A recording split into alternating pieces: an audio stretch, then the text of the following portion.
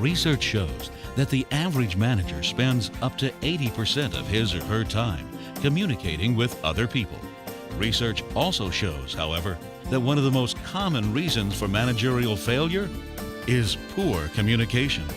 Clearly, something is very wrong with this picture. In this session, Nido Qubein shares how leaders can take their communication to a higher level. Nido Qubein has served as chairman of 4 different companies in diverse fields and is president of a major university. He has also authored more than 24 top-selling books and is a popular platform speaker. Listen as Nido Qubein explains how to communicate at a higher level. Communication Plus, how to develop connected relationships. Do you communicate with people, or do you really connect with people? One gets us the results that we want, really want, effectively, constantly, consistently. The other merely exchanges messages with people. So which one are you a master of? Do you communicate with people, which is a wonderful, wonderful skill to have? Or do you really connect with people, which is a magnificent behavioral skill that leads to extraordinary leadership capacity? You see, connecting is understanding someone so well, understanding the words and the meanings and the feelings that they have. It's almost knowing what their fears are, what their wishes are, what their aspirations are, what their needs are. That's why we call it connecting. Connecting is more than just exchanging words. It's about connecting with messages, the real meaning of the messages. Now, communicating is the art of speaking and listening and observing and writing. We say if you know how to speak, if you know how to listen, if you know how to observe, and you know how to write, then you are an effective communicator. That does not necessarily make you an effective connector with other human beings. So let's evaluate what I just said. If I were to take a ball, like a beach ball, and throw it at you, you would catch it. You would catch it because it's just a ball coming at you. You'll catch it. But what if I picked up a ball and threw it at you, then picked up another ball and threw it at you, and picked up another ball and threw it at you? What would happen? You'll catch one, but you can't get all of them. And that's sometimes what you and I do when we communicate with people. When we speak with people, we throw stuff at them. Sometimes a leader in a meeting with his or her team just stands there and just dumps information on these people, and then we wonder why they don't act on it in the way we want them to act on it. No connectivity, no connecting takes place when we're just throwing balls one after the other. We have to space the balls. Throw one, have you catch it, put it down, then we throw the next one. We begin to connect with people more when we do that. Listening is like that too. It's easy for us to hear, it's very hard for us to listen. Let me see if I can test you this morning. Imagine for a moment that you are a bus driver. Listen carefully now. It is your mission to drive your bus. Listen. Due north, 4.4 kilometers. Due south, 3.3 kilometers. Due east, 2.2 kilometers. And due west, 1.1 kilometer. Question for you. How old is the bus driver? If you know the answer, raise your right hand. Well, I have 3 or 4. That's not bad. For the rest of you, let me repeat the question again. Here's what I said. Imagine for a moment that you are a bus driver. And I said, it's your mission to drive whose bus? Your bus. And everything I said after that was useless, meaningless information. How many of you now know how old the bus driver is? Sure. Because when we listen, we grasp the information and we can respond to it. Observing is the third of those basic skills, if you will, of communicating. Observing. Let me see if I can test you again. Would you free your right hand for just a moment? Take your right hand in front of you like this. Index finger and thumb. Make me an O, like Campbell alphabet soup O. Do exactly as I say. Do as quickly as I say. Do it. Please bring your hand very quickly to your head. Great. To your chest. Marvelous. To your back. Fantastic. To your right leg. Terrific. To your chin. Freeze. Do not move. Freeze. Freeze. What did I say? Chin, chin, chin, chin, chin, chin. Right?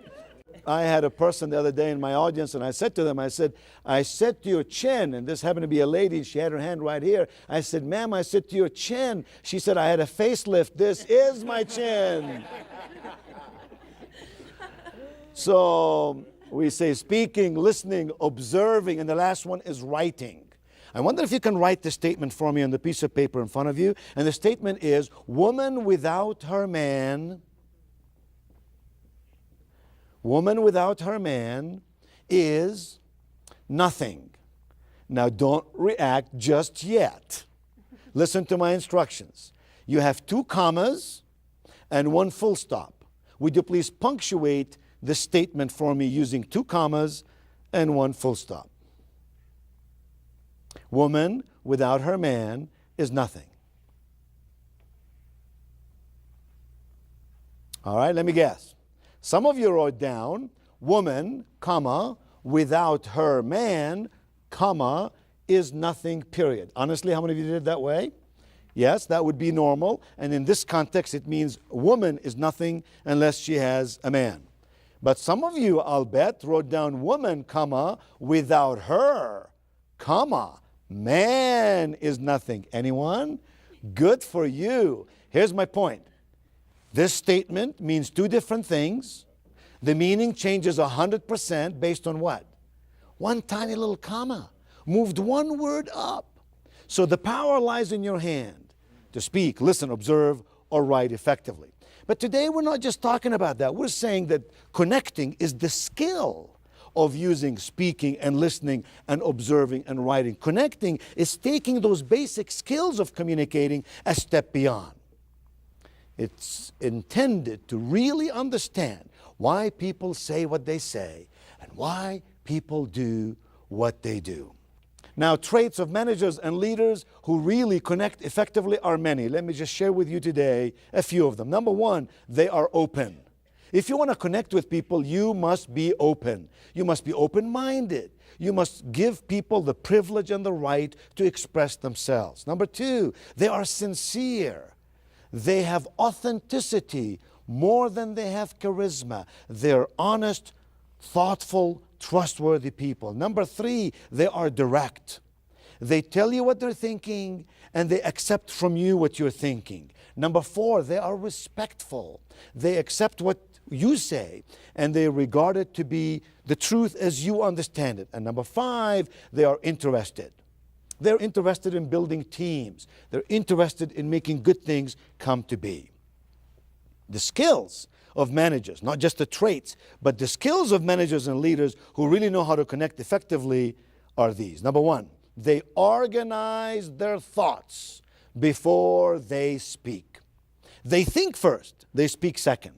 Do you know that often when I'm making a telephone call, I will not even make the call until I take a pad and a pen and I write down on it some of the important points I want to get across to the person I'm calling. And I find when I do that, I organize my thoughts, I understand what their needs and their wishes and their frame of reference is, and I connect with them at a much better level. I ask myself this question: what message do I really want to send? What is that message that I want to send? I ask myself this question: how do I want people to feel when they hear this message? How do I want them to feel? And then the most important one of all, what do I want them to do? What do I want them to do? What message do I want to get across?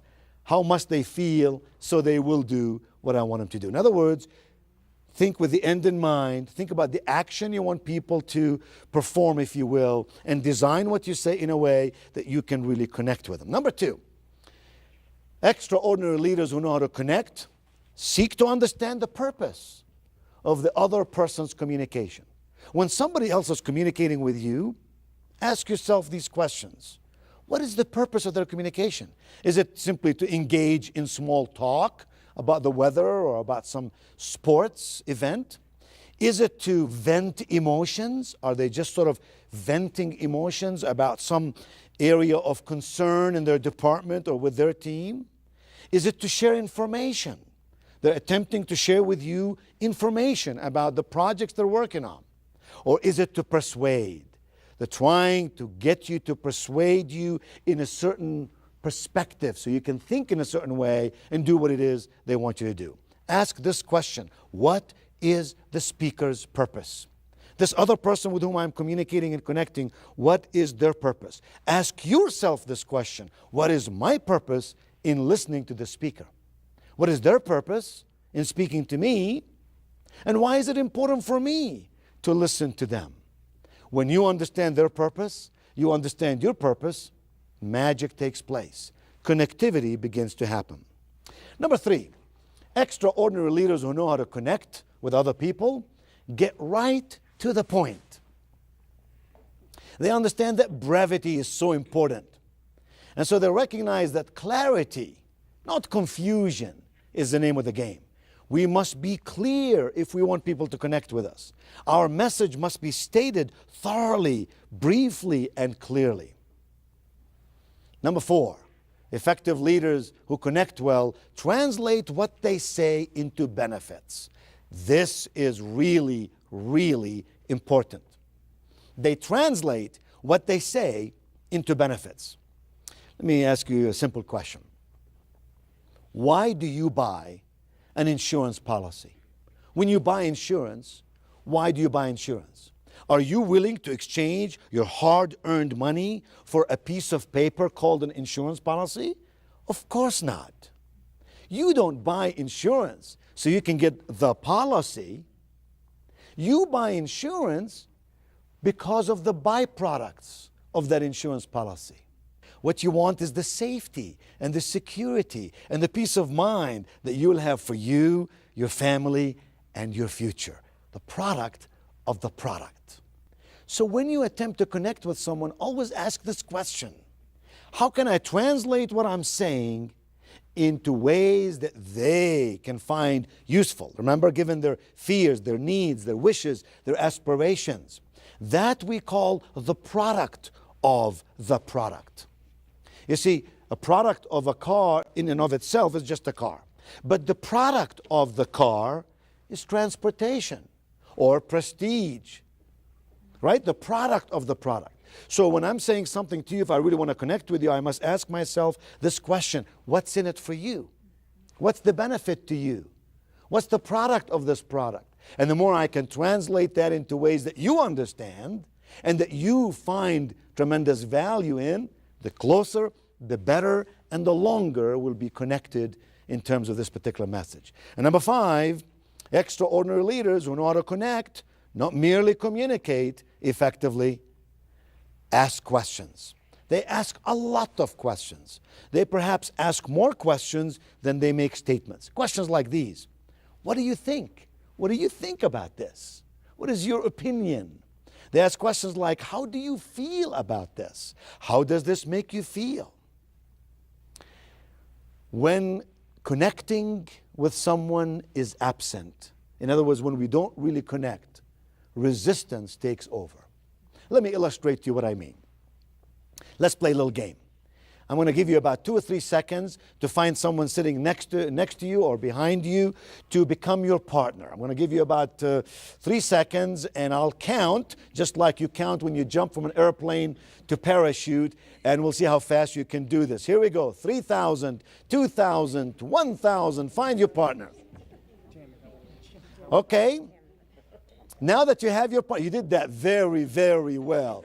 Now that you have your partner, I'm going to give you 3 seconds to decide in this dyad, in this group of 2, who's going to be number 1 and who's going to be number 2. And I'm counting 3,000.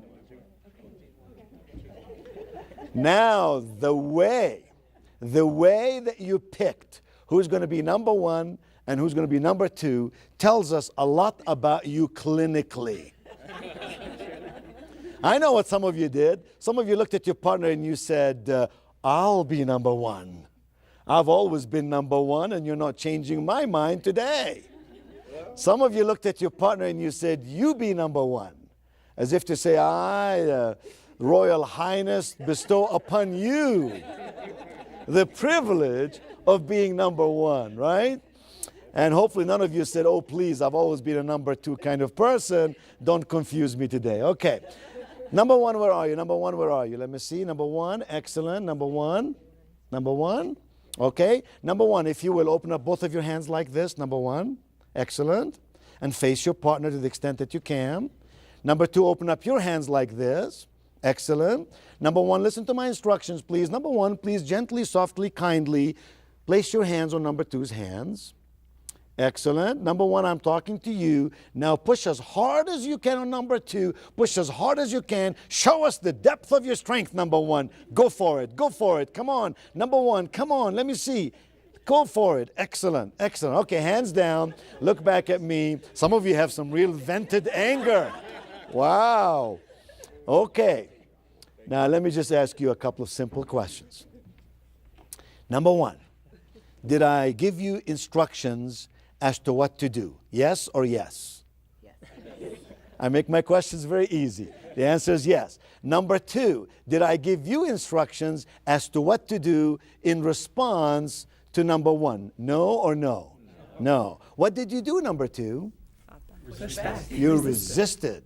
Did I tell you to resist? No. Why did you resist? Anyone tell me, why did you resist? That's what's expected. Natural behavior. Yeah. It's natural behavior. Oh, no. It's not really natural behavior, is it? Natural behavior, let me give you an example. You come in your kitchen, someone left the stove on, you don't know it's on, you put your hand on the stove by mistake, it's hot. What do? Do you remove your hand or do you amputate your arm? The answer is obvious, you remove your hand. Why? It's reflex. It's natural behavior. But resistance is not necessarily natural behavior. There are people in our world who do not resist, who simply let go, let be. Now, in the context of business, when someone makes a statement about something, we have a choice to accept it, to listen to it, to ask what is the purpose of the speaker, what is my purpose in listening, or to say this does not add up with what I believe and therefore I'm going to resist it. Now, what happened when you resisted? Number two, were you number two? Yes. Okay, and you resisted number one, right? Yes. And when you resisted number one, what did you find number one doing? Push harder. Push harder. Now you pushed back, you resisted to keep the other person from pushing you over. But what did that make the other person go? I now will make sure you die. Right? So the very thing, the very behavior you did not want was actually inviting more of the same behavior. And when she said, I'm going to push harder, what did that make you do? Push harder. So you push harder, she pushes harder, you push harder, and where will this end? Anyone? Badly. Badly, yes. Where will this end? Well, when somebody what? Somebody wins and somebody loses. Question for all of us. Can you and I possibly connect with people when one wins and one loses? Who would want to connect with us if that means in the process they're going to lose? See, here's my view. In any connecting relationship, we can only have win-win relationship. Win-lose means lose-lose. Lose-win means lose-lose. The only real relationship for connecting is win-win.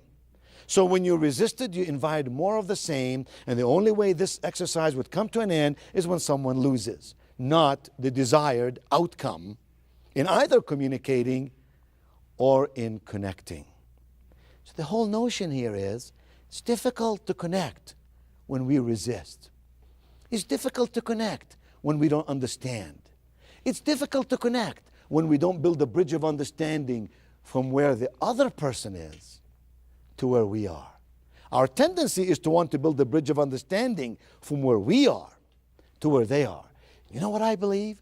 I believe that our responsibility as leaders, as managers of other human beings, is to always listen more, to always care more, to always commit ourselves to greater capacity of connecting. That's why they call us leaders. Now, to connect, therefore, is to follow what I call the law of identification. And the law of identification basically says, when something becomes personal, it then becomes important. So if you want me to pay attention to what you're telling me, you must make what you're saying personal to me. If you talk about, for example, my family, my life, my health, my financial condition, all personal issues to me, I pay attention to you. But if you're talking about some academic discussion about only the product, instead of talking about the product of the product, we may not connect exactly the same way. Remember this, facts tell, but emotions sell. We are human beings, and we should always ask this question: how must this person feel first? So this person will do what I want him to do.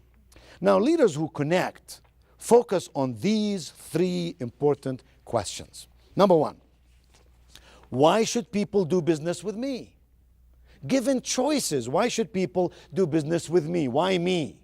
Now, when I say do business with me, I mean, why should they follow my advice? Why should they buy my product? Why should they be on my team? Why should they execute on this project like I've asked them to execute?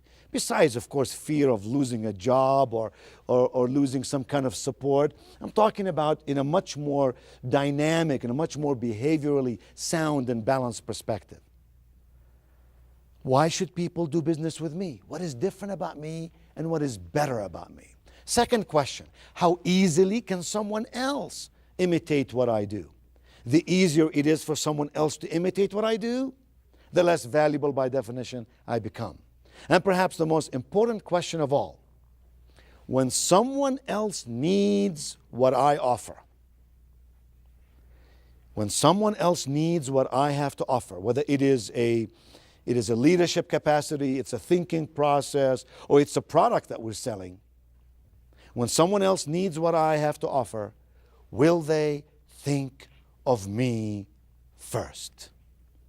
Will they think of me second? Will they think of me at all? How sad it would be if you and I were experts at what we do, but no one in our organization acknowledges that.